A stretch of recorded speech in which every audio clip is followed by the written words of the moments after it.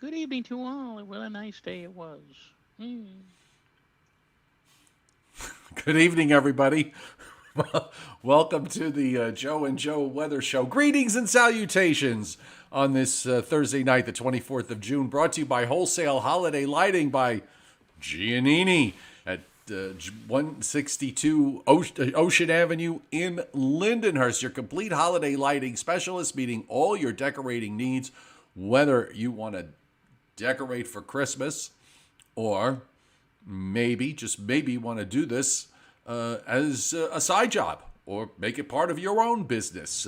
Give them a call, 631-957-5106. And the website is liholidaylighting.com.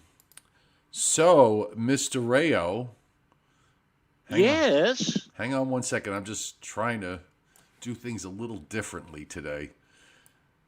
Trying to just kind of change it up just a little bit.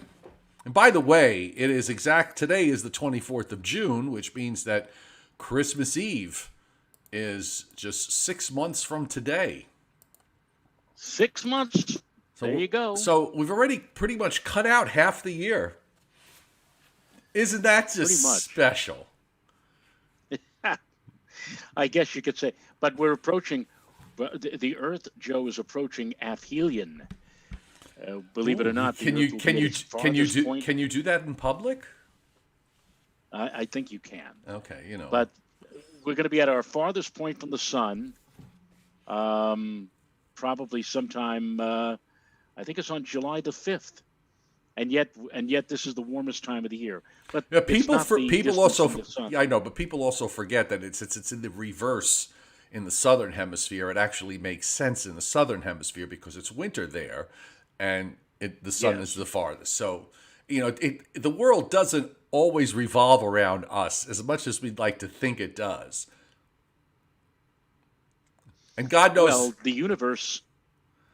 Oh, the universe. I was just going to say the universe doesn't revolve around us either. So. But it does revolve around. It does revolve around a certain person who's not on the chat board tonight. Oh, see you in prison. Oh boy. Joe, not to forget our friends at Omni True Value Hardware, because we're not. I just thought I'd do it a little differently tonight. And the Joe and Joe Weather Show is also brought to you by, where are you? Okay, you know what? I guess maybe I shouldn't. Oh, now I know why. Maybe I shouldn't try to do this. Try to be creative. If it isn't broke, don't fix it, Joe. I know. Well, if it's not broke, don't fix it. It's not nice to fool with Mother Nature. No, exactly. The Joe and Joe Weather Show also brought to you by the folks at Omni True Value Hardware at 1226 North Wellwood Avenue in West Babylon, New York on Long Island. With everything you need to not only make your yard look great, but also make sure you got everything you need just in case we ever get a tropical storm or a hurricane this season. 631-756-1125 is the phone number. It's right on Wellwood Avenue, 1226 North. And the website is omnitruevalue.com. So now I will come back to us. Let's forecast then a hurricane before we continue with this. Ratings, audience, yes, advertisers. Yes. Apparently there is somebody else, as you pointed out last night, who has the entire season all figured out. Yes. Did you see that, by the way? Did you see that? I did not. I just can't bring myself. Look, I will not. I can't believe I wasted 8 minutes of my life to watch that. Well, then there's another. There's another. The winter 2021-22 video is out there somewhere too, and I'm not. Really? I'm not even going. Yeah, that's just ridiculous. And you know what's even more ridiculous is, they basically take the same graphic every year, which shows everywhere east of the Rockies. Under solid under permafrost, okay? Right. Under permafrost, and lake effect snows all the way down to the Florida Panhandle, for God's sake. It's the same map every year. They just change the date on it. Who are you? They're not. You're not fooling anybody. Everybody puts out the same crap every year. Cold and snowy in the east. Cold and snowy in the east. Cold and snowy in the east. Oh God! Maybe one of these. Maybe just maybe. We'll get, and one day somebody will put out put out an honest long range forecast of what they really believe, and not something to generate the audience which goes flocking to this crap. Incidentally, mutual friend of ours, Pete Bergman, wrote to me this afternoon, pointed out, he said, FYI, there is a distinct cloud bank. Now, he lives out east, I think around the Patchogue area of Long Island. And he says there's a distinct cloud bank just southeast of my area. Getting ready to come in. Off the ocean as of 5 p.m. And he said, I'm not so sure how long it'll stay clear here. And I wrote back to him, I said, a cloud bank? Do they take deposits? Ah, ha, ha. Oh, it is to laugh. Well, if you want to see that cloud bank, we can actually show it on our GOES satellite loop, of which I have up on the screen right now. And I'm going to actually make this just a smidge bigger. But if you look carefully, look right along the south shore of Long Island, you can actually see the clouds are just about there. Pete's probably getting into Pete's got to be overcast now. Look at that. Take a look at that, Joe. You see how that's that little low that we talked about yesterday that's spinning up off the Virginia coast and is going to have a shelf life of about 12 hours, because by tomorrow morning the low is going to be just about gone. But in the meantime, between now and then, we've got these clouds sweeping up to the north. I'll be curious to see. There are some showers on the radar offshore. I'll get to those in a moment, but I'll be curious to see how far back west and north those showers get overnight. Most folks are not going to see a thing, and I imagine if you're in western New Jersey and points west, and if you're, say, north of, so say draw a line somewhere between 287 and Route 84, you'll probably be clear all night. But southern New England, southeastern New England, down to about Long Island, you might see a couple of stray showers during the overnight into tomorrow morning. Could very well be that folks will be missing out on a view of the strawberry full moon tonight. Oh, that's right. And, it is. I got to tell you something, Joe. I got to tell you something. Last night, around 1 o'clock in the morning, I opened up the window in my bedroom just to look out in my backyard. I swear to you, it looked like somebody had turned on an 800-watt light. Mm-hmm. I mean, there was some pretty deep shadows out there, and I couldn't believe how bright that moon was. And tonight, of course, is the full moon. And all I could say is the moon is full tonight. Next time, I suggest that you get your reservations in at least 2 weeks in advance. So yeah, yes, please do. Meanwhile, we've got showers and storms running out of the Central Plains. The severe weather risk tonight is from the Central Plains on up into the Western Lakes. And you can see the clouds are all streaming well to the northeast. This is the old frontal boundary off the East Coast. There's high pressure in between, and that high is going to be building back westward during the day tomorrow and through the weekend, which is why that whole frontal boundary is just going to disappear, and we're going to transition here in the east. This was the last day. Had a really delightful day here in North Georgia, although there were some clouds around midday. Every once in a while around here in the late morning to mid-afternoon, we get some clouds that form around the mountain peaks, and it cuts off the sun, and sometimes it can actually get dark enough that you think it's going to rain, and then you look at the radar, there's nothing there, and then they just disappear around after 3 o'clock. They disappear again, and they it breaks out wide open into sunshine. I am learning the climo down here. It's quite interesting. As it is, Joe, you and I are attached at the hip, because the same weather you have up there is the same weather I'm having down here, at least with this pattern. Yes, and unfortunately, it's looking more and more now like we're going to be going into a period of rather hot, hazy, humid weather. Well, I'm not take out the word hazy. I think actually this weekend probably see more in the way of cloud cover on Saturday, even a chance for a few showers, especially in the afternoon. And Sunday looks like the drier of the 2 weekend days. And then we go into, again, heat and oppressive humidity. I could see heat indices approaching 100 here when we get to Tuesday and Wednesday of next week. Although by Tuesday and Wednesday also enough moisture so that we may have to include the threat of showers and scattered thunderstorms again. Right. I mean, we have a strong ridge building in the east.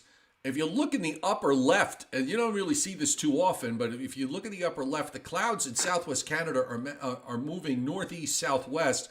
We're seeing the beginnings of the heat ridge starting to build there, and the upper flow is getting a little bit out of whack here. But this is why we're going to see some rather excessive temperatures. And I actually pulled some up as far as forecast highs, Joe. I started with Saturday.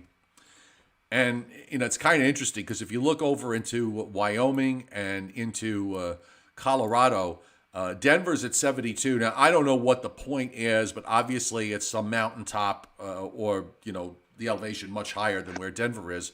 These are high temperatures for Saturday. Only 39 at that point that's to the west of Denver.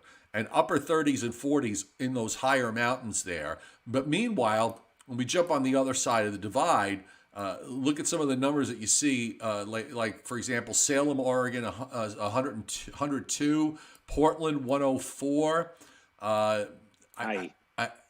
It's Kennewick, Washington State, Kennewick, 107, Spokane, 98, Seattle, 97, Olympia, 100. That is hot, and that's just the beginning of this. Let's go to Sunday. We'll get the Sunday map to load. Hopefully it won't take forever.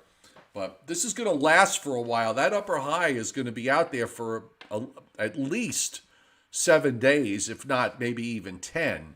Now the Sunday highs, Salem 108, Portland 108, Seattle 102, Olympia 106, Spokane 101.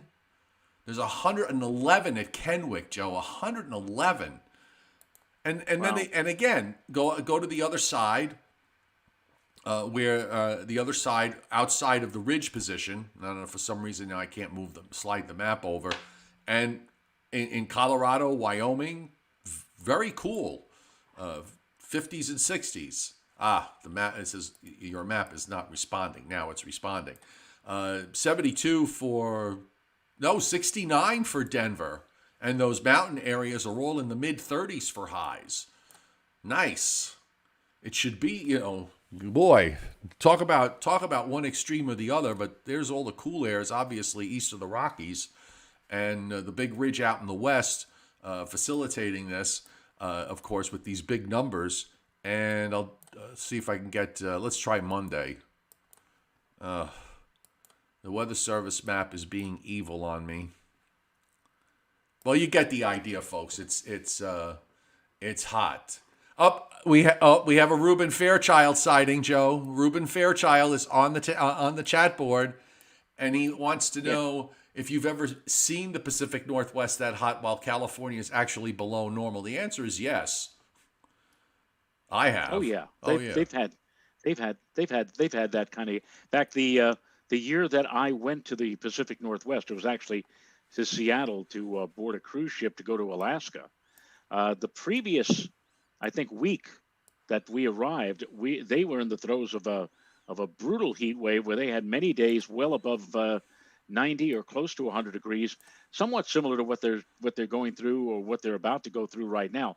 By the way, just got a report from a friend of mine, an astronomy friend of mine, says we'll need a cloud filter for Robert Moses, because a lot of the people like to stargaze sometimes at Robert Moses State Park. But he says we're going to need a cloud filter for Robert Moses. The clouds are moving from south to north. We will not be able to see the full moon, the strawberry moon, rise. So apparently the clouds we were just talking about a few minutes ago have made it now over the Robert Moses area. It looks like to me on the close-up satellite view I took a look at, I think the line runs right across like exit 51 on the Long Island Expressway. Anywhere east of that, you probably are stuck under the schmutz right now. Anywhere west, you've got basically free and clear skies. Right now, my skies are perfectly clear up here, Joe, in Putnam County. Let me. I just wanted to put the share screen on for you, which I just did. Yeah, I usually I can zoom, but I got so many windows open that it's making things a bit temperamental here, so I don't want to mess with it. But I did manage to get that high map for Monday. Kedwick 113, Spokane 107, 98, not 100 in Seattle, 98, Olympia 102, Portland 104, Salem 103. And mentioning California, I mean, it just kind of looks to me like California's got temperatures that are about where there's usually would expect to see them this time of year. San Francisco is only going to be 69, and excuse me, Los Angeles looks like 84 for a high for LA. So yeah, if you're right along the coast, you're certainly going to not need an air conditioner. Let's put it that way. Even up further north into Northern California, right along the coast, temperatures only in the 60s and even some upper 50s. So the folks, I'm sure, are going to try to get away from some of this inland heat by heading west toward the Pacific coast. And as you said, meanwhile, in the eastern part of the United States, of course, we're going to be seeing our temperatures warm up considerably as we go through the weekend and into next week. And the humidity, I think, is going to be the more important issue here. The humidity climbing up in a big way. Now here's the radar. And actually, Joe, there are some showers that are already touching the east end. I don't know if they're reaching the ground, but there's a band of showers there just offshore that's moving northward or northwestward, and you're seeing them kind of back up toward the coast. They're moving into over Nantucket, Hyannis, and over toward the Cape and into southern Rhode Island. So that's that little low that I said is spinning up, and it's all going to be gone by tomorrow morning. Most of this is all going to be falling apart. Meanwhile, for the fourth day in a row, we've got rain over. Today it's in central and north Florida, northern Florida, where we're seeing some heavy downpours and some thunderstorms, and also along the Gulf Coast, from the Panhandle back over into southeastern Louisiana. Showers and a couple of thunderstorms moving through the western lakes. We've got some severe weather that's breaking out this evening up in parts of Wisconsin. We also have, looks like a few tornado warnings here popped up a little earlier in parts of southeastern Nebraska, southwestern Iowa. And the radar shot here is 7:50 Eastern time, folks. So if you're watching this on a replay, make sure you go to weather.gov to your local National Weather Service office to get the latest information regarding any severe weather that could be going on in your area. Meanwhile, a lot of showers from up the Rockies and points west. So that whole drought area most of the drought areas at least getting some of the areas are getting some rain out of this. This isn't too, you don't see radars like this that often this time of year in the southwestern part of the United States. It's kind of busy here. It is, and you're absolutely right. They could use every drop that they possibly could get out there in the West, because it seems like to me over the last couple of weeks, looking at some of the maps mapping out the drought in the West, it's actually expanded a little bit. And as we've been pointing out, it's much worse now as opposed to this time last year. And last year, they just had tremendous firestorms by the middle and latter part of the summer. I can't even imagine what they may receive. And here's the thing, Joe, while we're looking at excessive heat, and the Climate Prediction Center placed much of Washington, Oregon, Idaho in 90% probability for above normal temperatures, which almost guarantees that the places that are seeing triple digit temperatures are going to continue to see them right on up into Independence Day, if not beyond. Meanwhile, there's a broad area of below normal temperatures over the southern plain states, according to the CPC, and that's not cool, dry air. That's due to quite a bit of cloud cover and also the expectation of frequent rain and shower and possible thunderstorm activity over places like Texas and on through the Mid Nation area, Nebraska and Kansas. That may help a little bit for the drought situation over there, but it's kind of a Yeah, weird map. I mean, I it just pulled extremely. up I just put up WPC's 7-day rainfall map on the screen, and yeah, Yeah, take a look. Yeah. yeah. Oh, So where all that rain is that's going to fall, it's also going to be with temperatures are below normal because you've got clouds and rainfall this time of year. That's about the only way you see below normal temperatures this time of year is if you have solid cloud cover and showers and thunderstorms running around, or rain and thunderstorms running around. yes, and you can see also the place that I just mentioned with triple-digit temperatures for the duration. Washington State, Oregon, Idaho, almost well practically bone dry, and so they're going to have the heat. They're going to have dry weather, and the interesting thing about this is that if this were happening in the northeastern part of the country, this would be making tremendous headlines. This would be a major thing. It's happening though in the far northwestern part of the country, and while it will make headlines to a degree, it won't be anywhere near the type of headlines you would get if we were in an area with a lot more in the way of people, like for example New York, Boston, Washington, Philadelphia. But not to say that those areas in the Northeast, the same time frame, end of June through the first few days of July, that's going to be warm to hot there. And the thing that's going to make it really tough for people who live in those cities, New York, Philadelphia, Washington, Baltimore, Boston, will be the fact that the heat indices are probably going to be well into the 90s, maybe even at or above 100 during the time frame from, again, the end of June on into the holiday weekend, the 4th of July holiday weekend. So it's both corners of the country, the Northeast and the Northwest, are going to be going through their own siege, if you will, of varying degrees of heat and humidity. In the middle of the nation, it's cloudy, it's wet, it's cool, and in fact, wet. It looks like it's going to be much too wet Yeah. based upon that map you have on the screen, Joe, for the next 7 days. Yeah, I mean, from Missouri in that brighter orange area, from Missouri into southwestern Michigan, that's the band of about 4 to 7 inches of rainfall, and everything in red is 3 inches or more. So that's a pretty widespread area. It is spread out over 7 days, but the bulk of that's probably going to be concentrated in about 4 days. So that's a lot of water to take in, and we're seeing that runs from the southern plains, is right up northeast. But that's where your frontal boundary is going to be stalled out for a while. And of course, along the East Coast, you see there's not a whole lot of rain. You have to go inland in upstate New York and back into Pennsylvania. But even here, we're talking about for over a week with an inch to an inch and a half. That'll probably come in scattered thunderstorms that are going to be running around inland starting on Saturday and then lasting into the middle part of next week. Mr. Scott Burler hitting Super Chat tonight. Thank you so much. I'll message you, Scott, on the question you asked me, so don't worry, I didn't forget you. And hope your mom is doing better today. Mother Briller is, having issues. I don't know how. I guess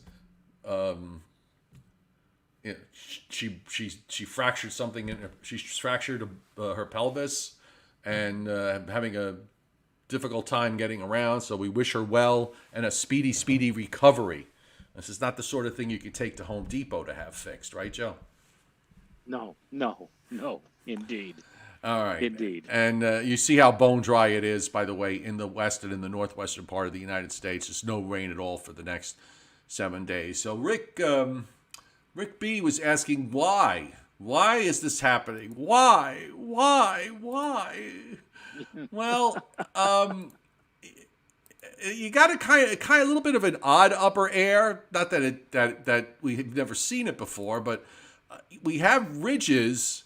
We actually have strong ridges building on both coasts, and they're inland of the coast. In the west, anyway, it's right up here, punching into the northwestern part of the United States. And then we have this other upper high. This is the upper air for this evening, by the way.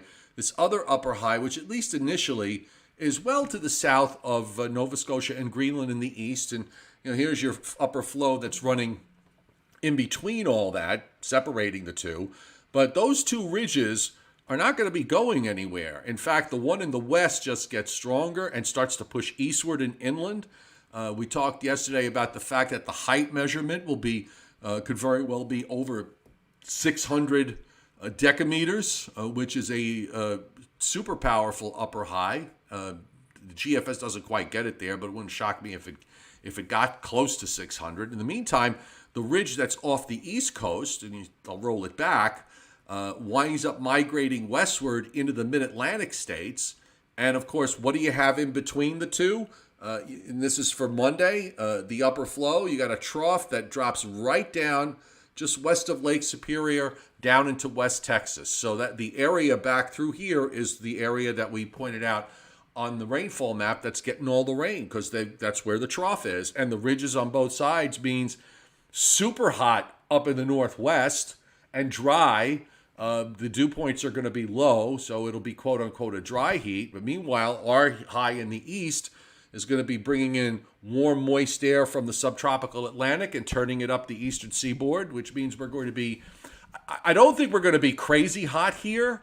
I'm thinking by days, upper 80s and low 90s. I think the humidity is going to be the big deal, because we're going to see dew points up around 70, with temperatures close to or just over or just under 90. Yeah, I mean, you're going to probably run up with heat indices that are going to be somewhere between 95 and 100 out of this. Absolutely. And it's going to be a prolonged spell of that, it looks like, right on, as I said, into the upcoming holiday weekend and maybe even beyond the 4th of July. So I do hope all of you have enjoyed this spell of great weather that we've had, not just what we had the last couple of days, but also we had some of this last week as well. This has been atypical. It's been wonderful. It's been marvelous. But I strongly suspect now the fiddler is about to come due for payment, and we're going to be paying dearly, I think. Those air conditioners and fans, I hope they're ready, because they're going to be cranking full time, I think, for a number of days, beginning probably over the weekend. By the way, watch what happens with the two ridges here going through next week. The western ridge actually tries to weaken, but it's still there. Now we've moved to Thursday. The eastern ridge begins to flatten out at the same time. And this is the one thing that I would just be a little careful of with regards to the 4th of July weekend, is the fact that we've been seeing these troughs show up in the eastern part of the United States.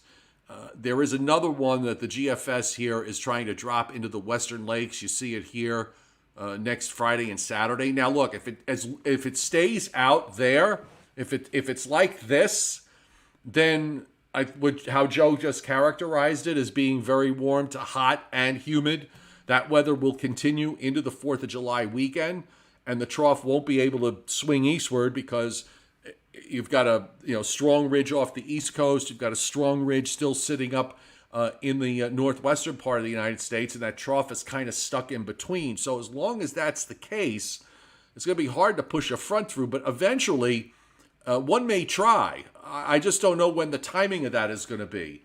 But either way, just looking at this, Joe, as long as we're not dealing with some kind of upper low that decides to cut off nearby or drop off the mid-Atlantic coast or off the Jersey coast or something along those lines, most of the time I'm thinking for the 4th of July weekend is probably going to be okay. Yes, we're certainly not looking for what they're going to be experiencing in the nation's midsection, where it's going to be almost ongoing clouds and rain and showers and thunderstorms. We will have our share of scattered shower activity. And I think normally, diurnally speaking, whatever we do see would more likely come in the late afternoon and early evening. But more often than not, it should be dry. It's just going to be very warm and very oppressive. And I hate to use the word sticky, but it's going to feel sticky out there for a number of days to come as we move through the weekend, and especially so on into next week. Yes, exactly.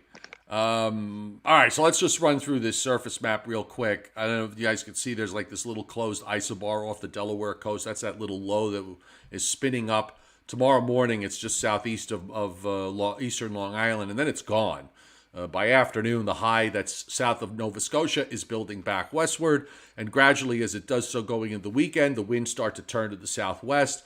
The GFS keeps trying to bring, some big area of showers and storms across across northern Pennsylvania and upstate New York. The prior runs actually had it in here for during the day on Saturday, down almost to southern New Jersey. I really didn't believe that. The NAM has got nothing close. So I'm going to guess that the GFS here is a little overdone. It's hard to imagine how you're going to get showers from that frontal boundary that's sitting back in the western lakes to come so far east into this building high that's off the east coast and building back westward. That's just the one question for Saturday that maybe if you want to throw in, if you're in upstate New York, you'll probably see some scattered showers and storms, maybe in northern Pennsylvania. Sunday looks like it'll just be very warm and humid to hot and humid with a pop-up shower or storm. Very little going on in the east. Monday, Tuesday, we're looking still that front not getting anywhere close. A few more pop-ups here on Tuesday. And then again, late Wednesday in the interior. This run of the GFS, a front doesn't even get close here until the end of the week, if then. Because Well, wait a minute, Joe. I took a look at it myself, and it seems that there's some kind of a trough that's trying to move through the Northeast later on Thursday of next week, and the upper level winds, come out of a northwest direction. right. So if for nothing else, maybe while it may still remain rather warm to even hot, maybe by later next week, with those upper level winds coming out of the northwest, at least it'll be a bit drier. At least we'll have maybe a drop or a dip in the dew points by late next week. I don't see anything that resembles a fresh, clean, cool air mass like what we've enjoyed here the last couple of days. But at least let's turn the winds out of Canada and bring in a drier airflow instead of that steamy, sticky air that we may have to be dealing with for the weekend on into the first half of next week. Yeah, I'm noticing a couple of differences between the GFS and the European, in that the GFS for next Friday has a much more robust looking trough swinging east, and now I'm sorry, the European has a much more robust looking trough swinging east. And this is the thing, what I just said. The European's got a different view of this world. So the European brings serious troughing into the eastern United States for next weekend. For the 4th of July, Joe, it's got a cutoff low near Pittsburgh, okay, with basically Right. southerly flow here. I mean, this would present maybe more widespread shower and thunderstorm activity if this were to verify. But the GFS is in a different world here. The GFS says that that trough never comes east, and the ridge off the east coast stays the dominant feature, which would make for a summery weekend with scattered showers and storms. And like you described, you get some troughing that comes down from the northwest. But even here on the GFS on the upper air, most of that flow is further east. It's not close enough. Last night's models had it closer on the European. It's got a whole different scenario. So too early to say with regards to with certitude with regards to the 4th of July Ooh, a holiday $5 weekend. word. What's that? A $5 word with certitude. Certitude, Is that what yes. you said? We cannot say it with certitude. With surety. Certitude. Certitude. Now, I should also make myself clear on one fact. I'm sorry, I made a little bit of a boo-boo here. When I was Okay. talking about that trough coming through during Thursday, I was not referring to Thursday, the 1st of July. I was looking even further ahead, like 324 hours to Ah, Thursday, the 8th of July. By then, and you know what, folks? If that is the case, that means that we're going to have to suffer not only right on through the 4th of July weekend, but into a good part of the following week before we get any kind of a break, at least in dew point, in terms of humidity. That would not come until the second week of July. if you want to believe the long range, you know, frogs beyond, let's say, 300 hours on the GFS. So that's what I was alluding to, because this upcoming Thursday, a week from now, we're still going to be in the thick of well, we're still going to be in the thick Yeah. in terms of the air. Yeah, In the exactly. tropics, I'm going to just move the Giannini. I'm just going to move the Giannini The logo. Giannini. Yeah, we'll move the Uh, Giannini logo just for the moment. But if you look on the lower right, the Hurricane Center is talking up this tropical wave that's moving off the African coast. But I would point out that this tropical wave is centered down near 5 degrees north. It is very, very far to the south. Normally, I mean, every once in a while, you do get a storm that forms south of 10 degrees north latitude, usually deeper into the hurricane season. This one's down at 5. If it gets any further south, there'll be no Coriolis force because it'll be right on the equator. But right. it is for this time of year a fairly impressive looking tropical wave. And let's see, they should have updated their forecast. They had a 40% chance of this thing developing. It's also forecast to move northwest and then move west northwest so that it gets north of 10. So it's not going to stay down there, but it's starting pretty far to the south. And there's no change in this evening forecast. Conditions appear only marginally conducive for development due to relatively cool ocean water temperatures. However, some development of the system is still possible by early next week, and they have a 40% probability of this developing over the next 5 days. It's barely to 20 degrees west. I'm not going to worry about it at this time. So I wouldn't sweat it. no. Too No. early, too early, too early. But you know what? Another month, it won't be too early. It'll be right on time. So, all right, we were back full screen. Let's do a little Briller Jeopardy. And I believe I have the questions you tonight. do have the questions, yes. Yes, yes, indeed. If I can just find them. Ba ba ba ba ba ba. Where are you? I'm just looking back because JJ's fast asleep on the bed. He loves to sleep during this show. Well, just like when I like to sleep during Bob Ross. Yes. You know, he puts me to sleep too.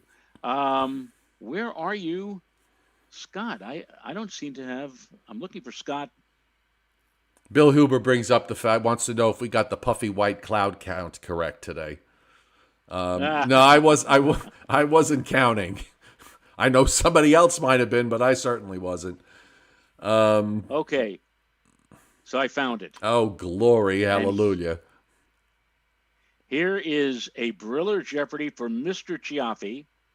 The category: How hot is it? And I'm trying to see here. Did he give the prizes? No prizes. No I've won door too number many one, door. prizes. It's time that, for tax reasons, I better not take any more prizes. Okay, so question number one: Death Valley has the highest all-time temperature in the United States with 134 degrees Fahrenheit. I was just going to Now, say that, how 134. many how many of the top 15 recorded high temperatures in America occurred at, what the heck kind of question is this? I mean, I mean, you How many? remember on the No, 60. ask the question. What's the question? The question is, how many of the top 15 recorded high temperatures in America occurred at Death Valley? And you have to be within 2 for credit. So how many All right. So is it of the top of the okay? top I 15? I get it. I understand it. Yeah. I understand the question. All right. Right. So this could be a trick question, and the answer could be 15, or it could be a trick question, and the answer is not 15. I'm trying to decide which way this trick question is. I will split the. You know what? I'm just going to split the difference and say 8. Well, you had to be within 2 for credit. And Joe, you're not going to get credited for this. Amazing. Death Valley has had 11 of the 11? top 15 hottest temperatures. Yeah. All right. 11 out of the top 15. All right. So I said 8. I was only, I was only off. I just missed by 1 to get into the, to get in the window. Yes. Yes. All right. So here's question 2. What state recorded the second highest temperature in the United States? And a bonus if you can name the city. I'm sorry. What state recorded the what? The second highest temperature in the United States. Ever. So behind Death Valley's 134, what would be number 2 on the list? And if you name the city, I don't know what you get. Palm Springs just hit 127. I don't know. I mean, is it some obscure place somewhere? I've heard of this place before. Right. Like Gila Bend, Arizona. I know it's Gila Bend, Arizona. I was just being funny. Yes. Or Lake Havasu City. If you want to have a Sioux, you go to Lake Havasu City. Havasu City. It is indeed Lake Havasu City. Now, what is the temperature? The second hottest, 134. Yes. So we know that 127 in Palm Springs. I'll split the difference and say 130. 128. Oh, okay. So it's still so the Palm Springs 127 then is number 3. I would presume from last week. Yes. Okay, but he didn't mention that. We're rewriting history as we speak. Okay, yes. Okay. We're rewriting history on the Joe and Joe Show. And out of key. Next. I wonder how much would it cost? How much would it cost between the two of us if we actually, went to one of these professional places and had a theme song made up and that we could play and wouldn't have any copyright issues with, It might be cheaper to just get something and pay the copyright fee. Joe and Joe. Question 3. What city has the highest mean annual temperature? Hint. Here's a hint. Think gas station. The highest mean annual temperature. Gas station? Think gas station. My presumption is that there's a gas station with the same name as the city. Oh, okay. And you won't find this gas. You won't find this gas up here in New York. So. All right. No, it's not Sinclair. No. Well, I mean, I could just start, listing, just reciting names of gas station. I would have. Quite frankly, with all due respect to Scott for trying to throw you a hint, I would have said something like, "And we do it in New York, the first Sunday in November." Oh, Marathon. Marathon, yes. I have a Marathon station here. I go to it sometimes. Okay. So Marathon. What state? What state? Well, I'm in Georgia, but Marathon. I think is it Marathon? No, Marathon. Isn't that in Texas? No. No. Oklahoma. No. Marathon. I don't know what state Marathon is. Marathon, Florida. Oh, okay. All right. The highest mean annual temperature, 78.5 degrees. My apologies to those of you who are viewing from Marathon, Florida tonight. I know we must have a dozen people watching from there. Next. Question 4, 5, and 6, within 3 for credit. Question 4. What was the highest temperature ever recorded at Key West, Florida? You have to be within 3.